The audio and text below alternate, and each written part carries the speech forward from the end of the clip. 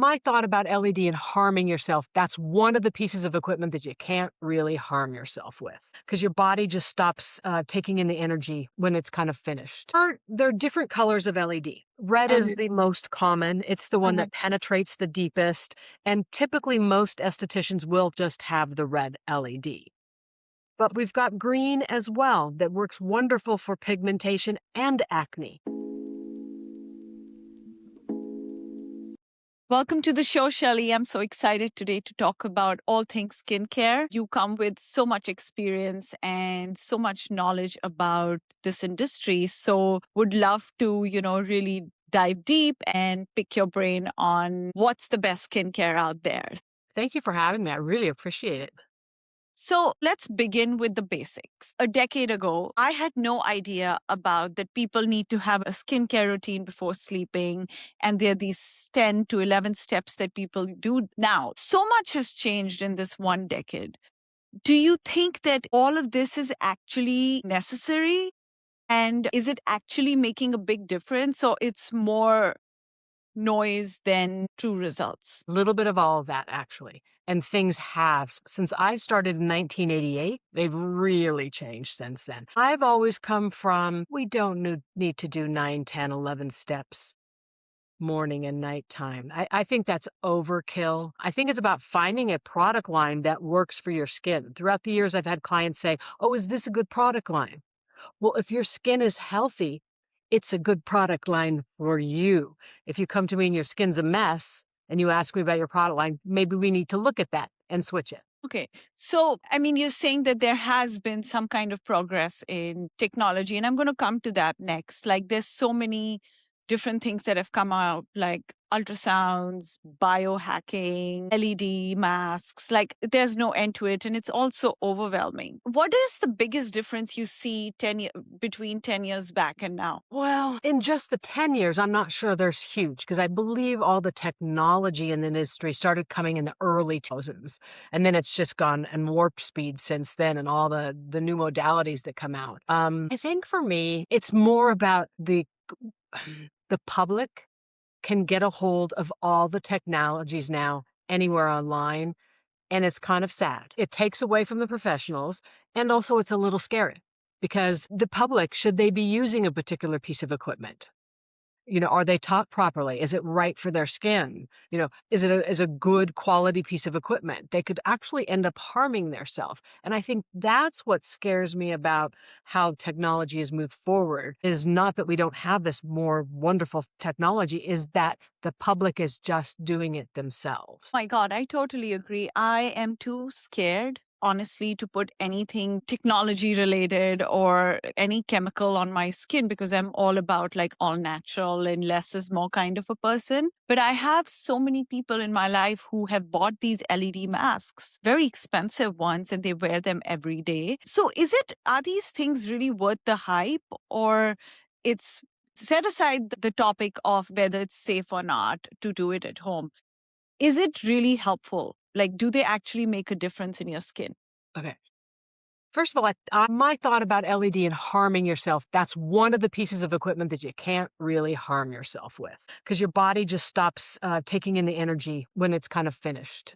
So you can't really hurt yourself with that. But most of the LEDs out there are really not effective. I playfully call them Tonka toys because they're just not effective. If you look at them, the LEDs are so far apart and there's so few of them in there. It's almost like taking a Q-tip with your sunscreen in the morning and dabbing it on like this and then expecting your whole face to be taken care of, to Hmm. be safe, right? Yeah. But with those LEDs, there's not enough of them close enough together to be really good in good saturation over the whole face. So really, you're wasting not only your money, but your time. Hmm. We did a little investigating, the gentleman that I work with who makes a really good LED panel and mask. And we took a bunch of other masks and panels and hooked them up to this gear. And you would have to lay under them like 10 hours to get the proper energy in your skin for any kind of change. Yeah. So, what is LED? I mean, I've seen it, but again, I'm too scared to use it. What does it really do to your skin? Yeah, of all things, don't be scared of that. Okay. Light emitting diodes, it's, simply said, it's light that's going down and stimulating collagen and elastin. And then depending on maybe what color you use, you're going to work on pigmentation or you're going to work on acne. But it was originally, I believe, way back, 60s and 70s, that NASA saw that the astronauts, it was helping to heal their skin. If they cut their skin, it would heal quickly.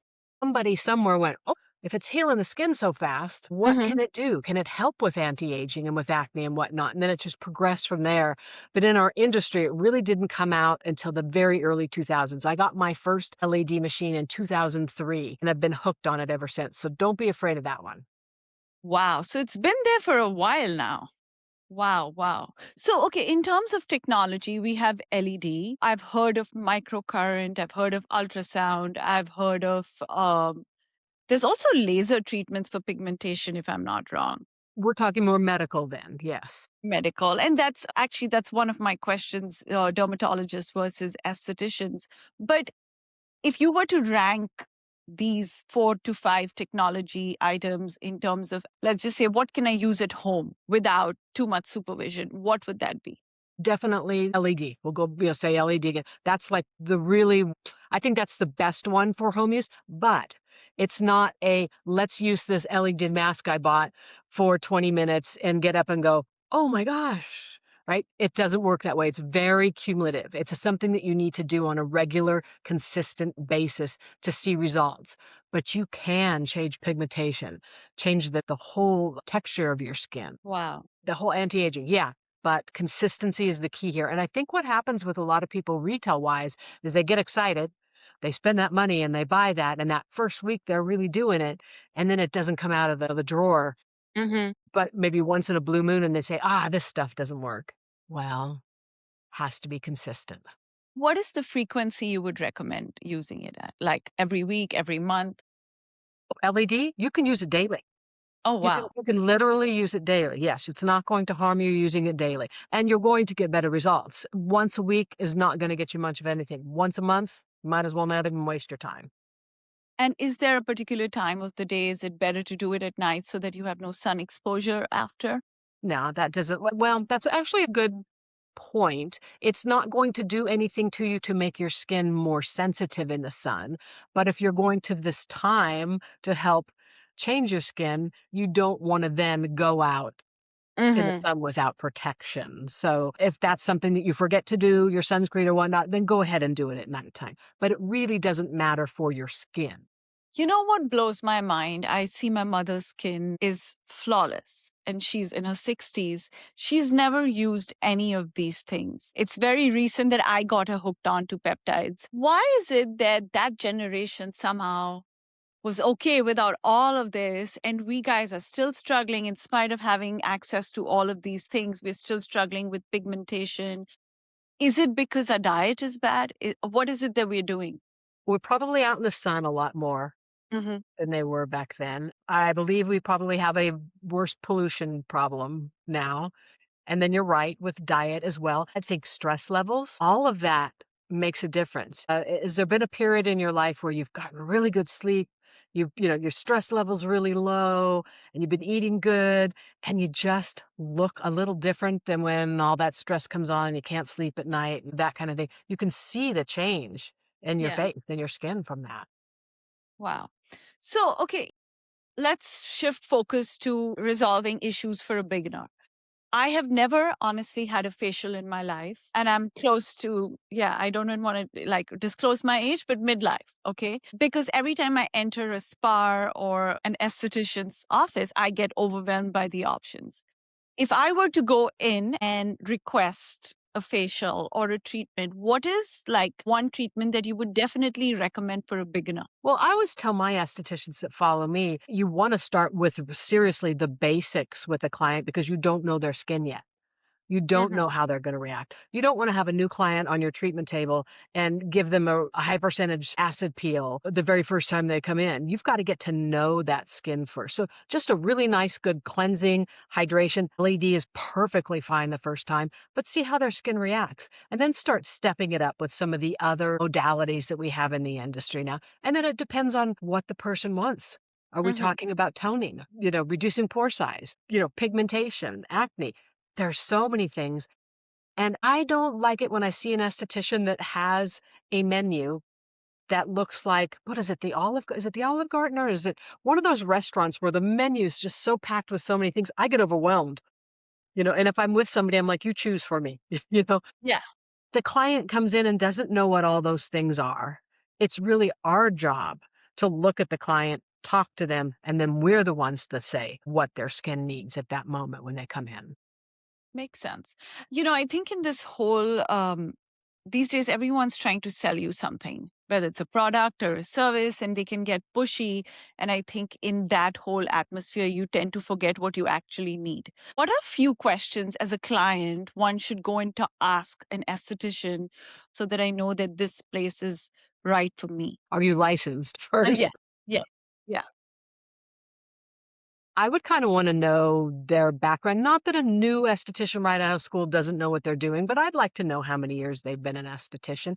And I think also it's maybe a gut feeling about how you feel about the professionalism of that esthetician when you walk in. I don't know if there's a specific question to actually ask them. You could ask them what product line they use, but you may not have any idea about the bazillion product lines out there, you know? You know why I asked that question? 9 years back, I got a laser treatment done for hair removal, and this was in New York City. And I think they ended up using a machine on me, which was not meant for brown skin. They used the one which was only meant for white skin. So it didn't really help. And I did not have the wisdom at that point to question. I even ask if this machine is meant for brown skin. I just assumed that They knew America what they is were talking about. Yeah. yeah. Um, that is why I'm asking, like, especially with facials. Let's begin with LED. Is it, if I want to get an LED facial or, LED is part of that, is it different for different skin types, skin colors? There are different colors of LED. Red is Mhm, the most common. It's the one mhm. that penetrates the deepest, and typically most estheticians will just have the red LED. But we've got green as well that works wonderful for pigmentation and acne. Blue has been popular for years, but I tested it for many years, and for me, it does nothing at all. And then we start going into amber and lavender and like all these other colors, and I have tested them over the years. I haven't seen any kind of results. So I always tell the estheticians that work with me, stick with red and green. Those are your two that are going to do the most work. And then I guess, if you want to ask the question or you want to see the LED panel, now that you know what I've just told you about LED, if you'd like to see the panel before you pay for a series of treatment with it, if you see a panel and their LEDs are this far apart and there's not very many of them, you're wasting your time and money. So you Yeah. want them to be like clustered or closer to each other just so that there's more energy going in, right? Like the LED panel I use has 1,800 LEDs in it. I remember the first big, huge panel I got way back in the day. I think maybe it had six or 700 LEDs in it, and that was it. And knowing what I know now, I did waste my money on that big panel, but that was when it was really new. So it needs to be powerful, or you need to lay under it 10 hours. I'm sure a question that it's going on in everybody's mind, including mine, is do you have a recommendation for a brand that is good? I know this is not sponsored at all. So, Yes. Yeah. yeah. The one I've been working with since 2015 Hmm. is called Lumara, Lumara. He and I actually created his very first LED panel together in 2015, and since then, he's just moved on and it's got a fabulous mask. His LED mask is wonderful. Okay, awesome. Thank you for that. I'm going to Yeah. check it out. Uh, Moving on to product overload. Everybody's into skincare, everybody's launching a new brand, and there are things like peptides, vitamin C, retinol, all of these. How do I know which are the most essential items that I need? Say, if you could give me essentials for each decade, starting from 20s to 30s to 40s, 50s. Ooh, that's a really hard one to be honest with you Hmm. because It goes back to that thing I just said a little bit ago about if it's working for your skin, then it's a good ingredient for you. So it's almost a matter of trial and error to see what's working best for you. I think the absolute first thing that everybody has to be doing from 20s all the way up to 60s is sunscreen.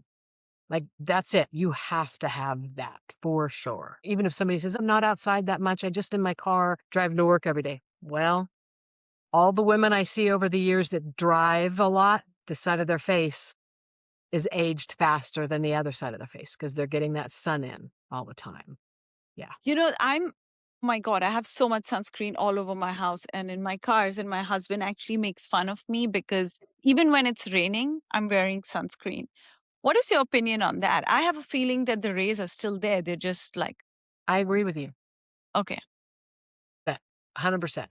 So I wear found sunscreen even when it's cloudy. yes. Yeah, I think it's really important if you're gonna be outdoors, just find a sunscreen that feels really good on your skin so it doesn't feel like, "Oh, I'm putting a sunscreen on." No, you're putting your moisturizer on that happens to have a great SPF in it.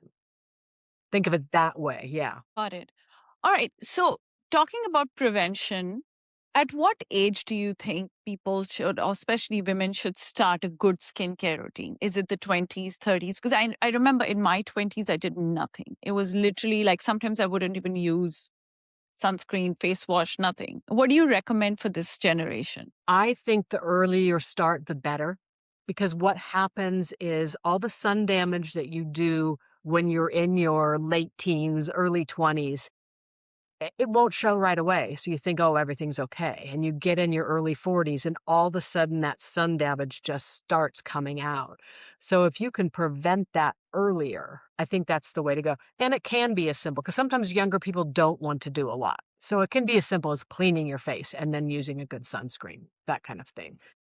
So, it's funny you said that all the damage we do in our teens, which is so true, at least with my generation. I know this generation is way more wise than us. I hear you've damaged your skin barrier a lot. So, for example, if I have damaged my skin barrier, what is one or two products I should use to fix that issue?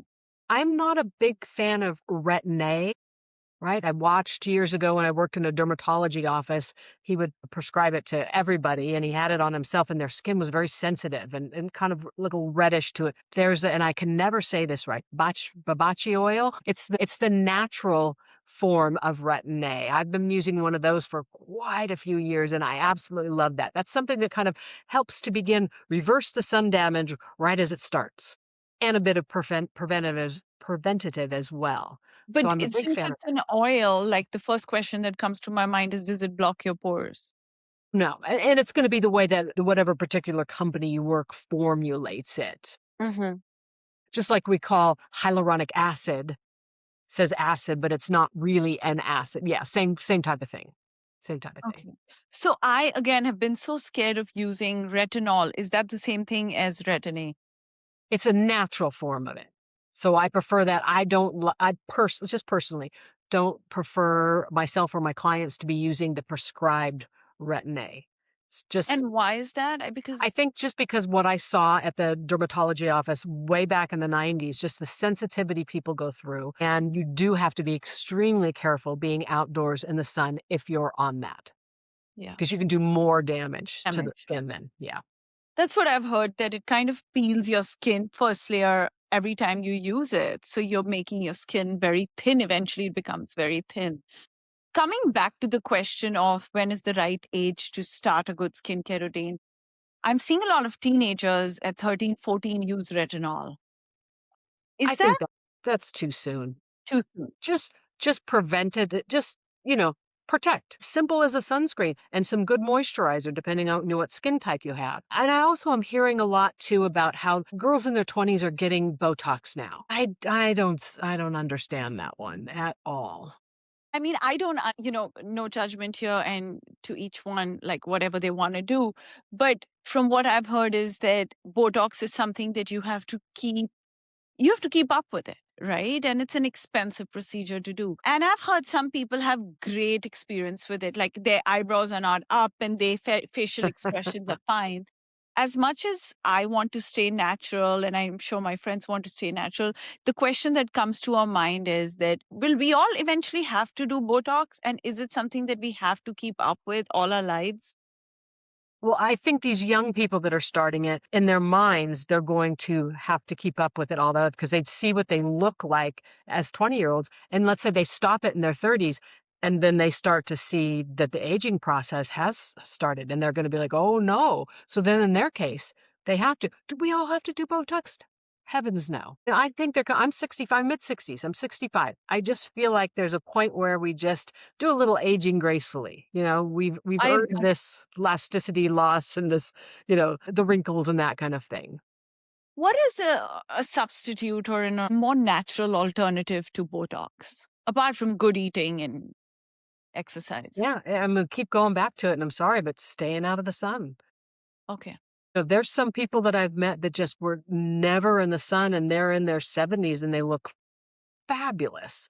And then you see somebody in their 70s that was out boating every summer and outdoors a lot, and they look like they're in their 80s. So that really ages you a lot. As much as we feel good when we're out in the sun, it's not that great for the whole aging process. You've talked about age management rather than anti-aging, right? Tell me a little bit about that. Like what is age management?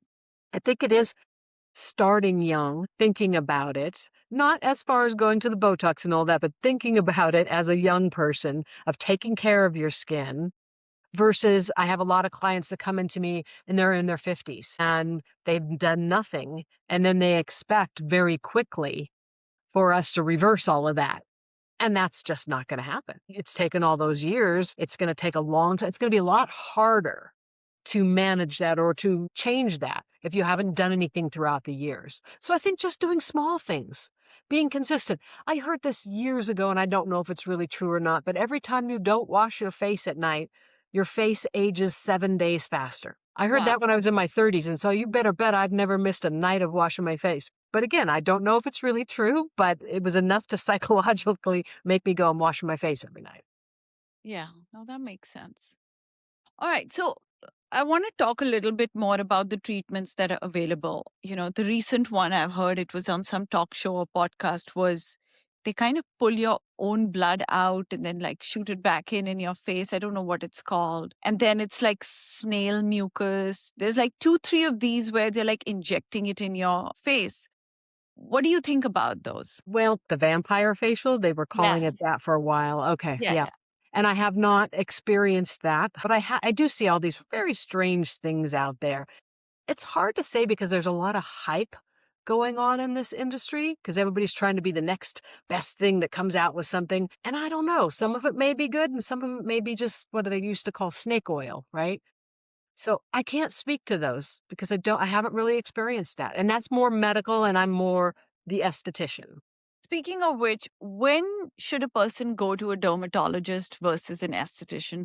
Of course, some of the things regarding dermatology are very obvious, like skin rash and all. But I think there is a fine line between the treatments that both provide, because a lot of times I see in dermatology offices, they are advertising facials and skincare treatments. Yeah. So, if you could like explain the difference between the two and who would be more, I don't know, equipped and Yeah, that's a tough one because we've come a long way in the aesthetic world. We yes, are doing a lot more now than we certainly did way back in the 90s, that's for sure. So we can make some more changes than we were ever able to do way back then. And you're going to pay less with an esthetician than you are going to a medical office. So if you're just going in for a simple hydrating facial type of thing, I wouldn't recommend going to a dermatologist's office because you are going to pay a lot more. So, real quick story. Back in the 90s, I had my own spa, but I worked one day a week at a plastic surgeon's office doing microdermabrasion. And that was when it very first came out. And it was like big. It was the first piece of equipment that became popular. And we would do 15-minute appointments with the microdermabrasion. I would do between 12 and 16 in one day, and we were charging $250 for that 15-minute appointment. wow, That was back in the 90s, so you can only imagine what yeah. perhaps they're charging now for something like that. And this is what micro? Microdermabrasion, which is something mostly every esthetician does out of their spas. Okay. Yeah. Is this so? Another thing I've heard about is peeling um, and microcurrent. What is that? And is that good for the skin? Okay. So you said peeling and microcurrent? Yes. Two very, very different things, yeah. Peeling is an acid product that will peel off the top layers of the skin. Years ago, it used to be very, very popular, and where you'd go try to go really deep and have sheets of skin peeling off. I did it a lot back then with people because that's really all we had and what we did. I don't personally think it's the greatest thing in the world. I'd rather have if I'm going to peel somebody, I'm gonna do a lighter peel, and I'm gonna do it slowly versus get in there to where they're at home for a week because they have sheets of skin peeling off. And also, as we get older, we don't really need that. We don't want to thin that skin out Yes. even more, right? Microcurrent is an electrical current that works with muscle to tone the skin. It's fabulous too. It's been around for a very long time, since the early 2000s as well. Okay. Yeah. So if you were to, so LED and microcurrent are two of the technologies that you would definitely recommend to someone who's starting out. Okay, that's good advice. What are three non-negotiable products that a woman should use in her skincare routine apart from sunscreen? Okay. Apart. Well, good cleanser. Right? Mm-hmm. And we can't say what is good because, again, it's what's good for your skin type. I have never been a huge fan of toners. There's some estheticians that think that you have to have a toner. Um, Yeah, I I don't use. think, I've never used one. I think perhaps if you're somebody who wears a lot of base makeup, Mm-hmm. maybe it's a good idea to have a toner just to make sure that you've gotten everything off your skin and you have a, clean slate there. I think you just need a really good moisturizer that works for your skin. And again, it could be an oil-free moisturizer for somebody with oil skin, a really heavy one for somebody with really dry skin. You've got to find that one that works for you. And then you want to have, whether it's a vitamin C, whether it's you want to have peptides in your moisturizer. It gets very confusing. It's sometimes confusing for the estheticians, nonetheless, the public out there. So that's why I really feel like it's great for people to go to an esthetician versus trying to go to a department store and figuring this out on your own. Let that Mm-hmm. esthetician help you, understand what's going to be best for your skin. I mean, out of all these products that are in the market right now, vitamin C and there's retin-A and peptides, collagen. Which one is your industry most excited about? It changes quite often, quite quickly Yeah. as well. I about 2 years ago got connected to and have been using and selling to my clients a plant stem cell product. That if somebody said to me, Shelly, you're going to an island and all you can take with you is one product, and I would have an unlimited use of that plant stem cell product because I just think it's so fabulous. And what is it? What does it? For me, it's like it's for all skin types. Like Mhm. those stem cells are gonna go in there, and whatever it is your skin needs, whether it's rosacea, whether it's, pigmentation or anti-aging or skin texture, it's gonna work with your skin to create that change. Okay. Wow. Yeah.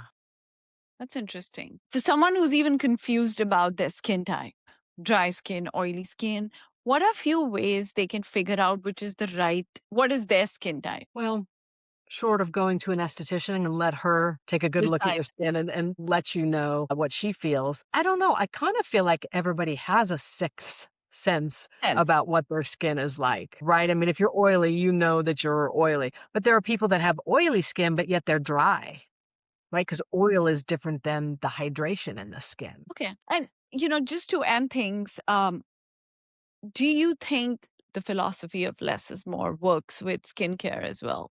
Absolutely. Like I don't prefer it when an esthetician sends somebody home with the 10 products like you said, right? Because if they have a reaction to something, you're not going to know what they had that reaction to. I like to start very, very simple and then we can add things as we go on. But also if you have good quality products that are definitely geared towards your skin, you don't need 9, 10, 11 products. 3 steps. You know, 2 to 3 steps. That's really all you need. For our listeners, if there is one product or ingredient you would ask them to immediately stop doing to their skin without seeing a professional, what would that be? That would probably be a toner that has the ingredient alcohol is up toward the top of the ingredient list. That's gonna dry your skin out. What does a toner do? That's I mean, I've a never good really question. Yeah, understood that yeah, skin step. yeah. When I was younger, I used to think and I was doing sales at Macy's, I Hmm. used to think it was just to get you to buy one other product, right? Before I really, went into aesthetics. I think it has to do with helping get the rest of the product off so you have really nice, clean slate so that your moisturizers and your serums and whatnot can really penetrate in nicely, changes the pH of the skin, just kind of prepares it. But if you have a good cleanser, you're not wearing a lot of makeup, that's just for me. That's just a personal opinion, then I don't feel like you have to have that step. Well, thank you so much, Shelly. This has been such a wonderful episode. So, yeah, thank you so much for being Thank on you. the show. Appreciate it. For all our listeners who've enjoyed this show, please like, subscribe, and share. I will be putting all of Shelly's information in the description section below, links to her website, her book, and her contact information. Until then, this is Rishanka Jones signing off.